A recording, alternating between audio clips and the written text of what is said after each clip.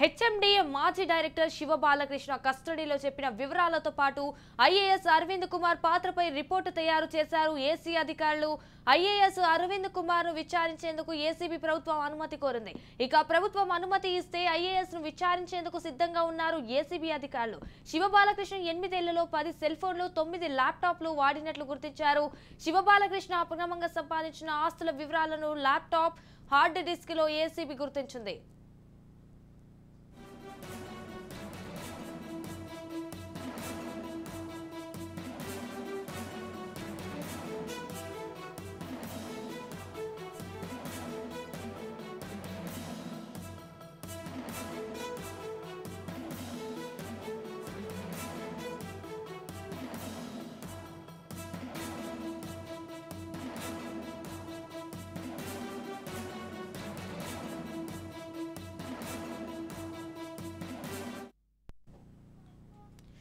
HMDA మాజీ director Shiva Balakrishna కస్టడీలో చెప్పిన వివరాలతో పాటు ఐఏఎస్ అరవింద్ కుమార్ పాత్రపై రిపోర్టు తయారు చేశారు ఏసీ అధికారులు.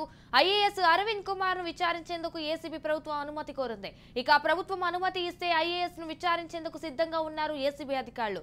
శివ బాలకృష్ణ 8 ఏళ్లలో 10 సెల్ ఫోన్లు 9 ల్యాప్టాప్లు వాడినట్లు గుర్తించారు. శివ బాలకృష్ణ అక్రమంగా సంపాదించిన ఆస్తుల వివరాలను ల్యాప్టాప్, హార్డ్ డిస్క్ లో ఏసీబీ గుర్తించింది.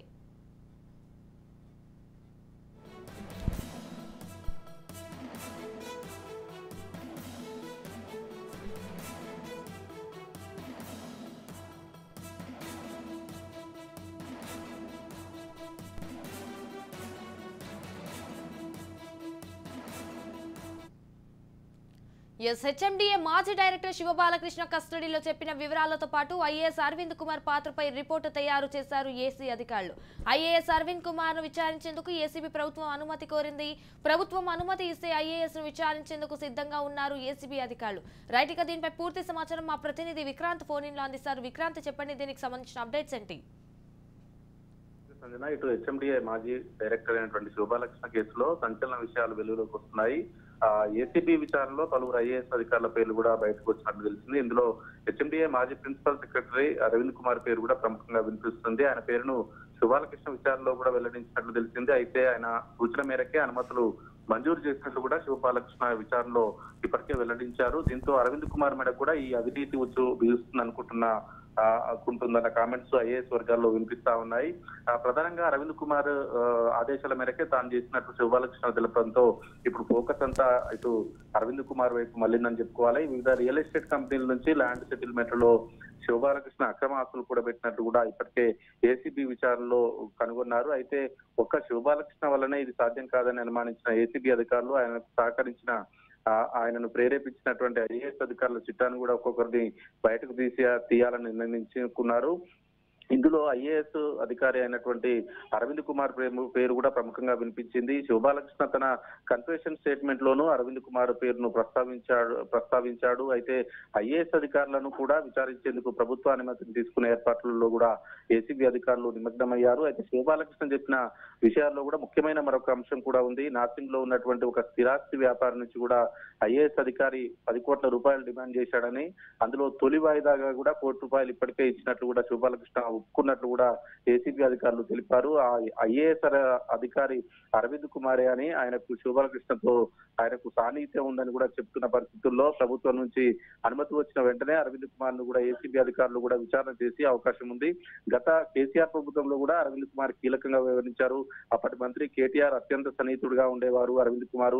దీంతో అరవింద్ కుమార్ ను విచారించేందుకు కూడా ఏసీబీ అధికారులు సిద్ధమయ్యారు. ఇప్పటికే దానికి సంబంధించిన ఏసీబీకి సంబంధించిన ఫైల్ కూడా మూవ్ అయిందని చెప్పుకోవాలి. మొత్తానికి ఇటు శివ బాలకృష్ణ ఆస్తులు దాదాపు 400 నుంచి 500 కోట్ల రూపాయలు దాటాయని చెప్పుకోవాలి. ఇప్పటికే ఏసీబీ అంచనా మేరకు దాదాపు విచ్చలవిడిగా కూడా అవినీతికి పాల్పడడంతో కూడా ఆయన అక్రమాస్తులను బాగానే వెనుకేసుకు వచ్చారన్న అనుమానాలు కలుగుతా ఉన్నాయి. అయితే అసలు ఆయన ఆస్తులను పరిశీలిస్తున్నప్పుడు కూడా ఇళ్లలో సోదాలు నిర్వహిస్తున్నప్పుడు కూడా ఏసీబీ అధికారులు ఈయనకు సహకరించిన వారు ఎవరన్నా ఉన్నారా అన్న దానిపైన కూడా ఆరా తీస్తున్నారు. అందులో భాగంగానే ఐఏఎస్ల పేర్లు కూడా బయటకు వచ్చాయని చెప్తున్నారు. మొత్తం మీద శివ బాలకృష్ణ వ్యవహారం అటు ఇటు తిరిగి కూడా ఇటు ఐఏఎస్ల మేడకు చుట్టుకుంటుంది. గత ప్రభుత్వంలో జరిగినటువంటి అవినీతి అక్రమాలను వెలికి తీయడంలో కూడా భాగంగా కూడా అనేక మంది ఉన్నతాధికారుల పేరు కూడా బయటకు వచ్చే అవకాశం ఉందంటున్నారు. మొత్తం మీద రానున్న రోజుల్లో కూడా ఈ కేసులో ఐఏఎస్లు మరికొంతమంది కూడా బయటకు వస్తారన్న ఆసక్తికరంగా మారింది. Sanjana. Thank you for the updates, Vikrant.